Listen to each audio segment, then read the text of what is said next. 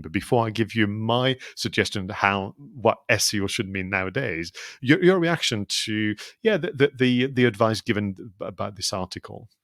You say that there's more excitement behind SEO and what it stands for. Actually, that technical SEO gets me really excited. Mm-hmm.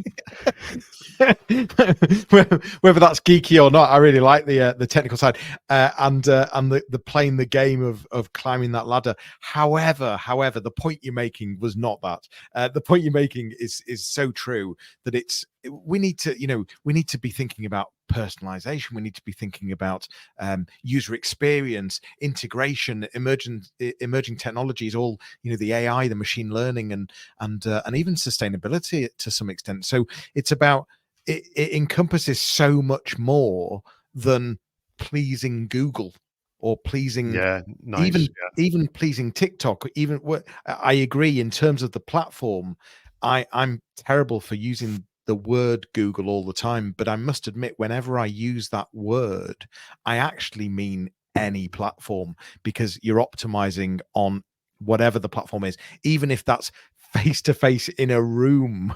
It doesn't really matter. It's about how you optimize to find clients, to keep clients, and to find clients ultimately.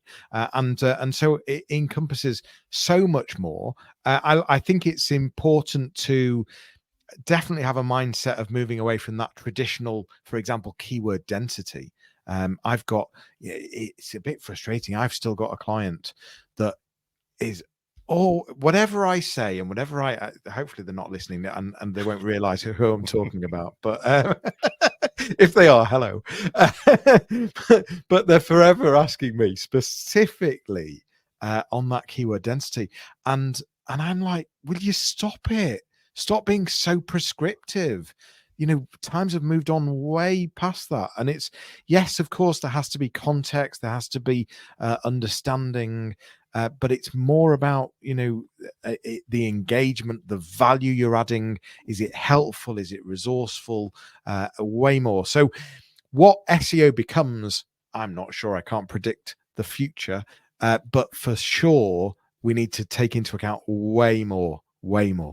Yeah, and I love the way it begins this article, this idea of it is your role to educate your colleagues in a way, and by extension you and I, our clients, that you have to cover the full spectrum of questions and topics that a future customer is likely to use, whether they use voice or they use typing on the keyboard, or even just the prompts offered by the search engine. So you and I talked about, look what's happening on Google when they say people also asked, and then that panel of question. You have to have that covered on your website. And I said to my clients, and don't worry that others have done it already. What matters is that you are not covering those questions, for your customers. But time is against us. So here's my kind of proposition to you today about SEO. I believe that, bear in mind that the conversation and this article, we need to move on from search engine optimization and actually get your colleagues who are not marketers excited about search experience optimization. And as a result of which, then you move away from that only thinking about Google and Bing and the others, although people are always thinking about Google.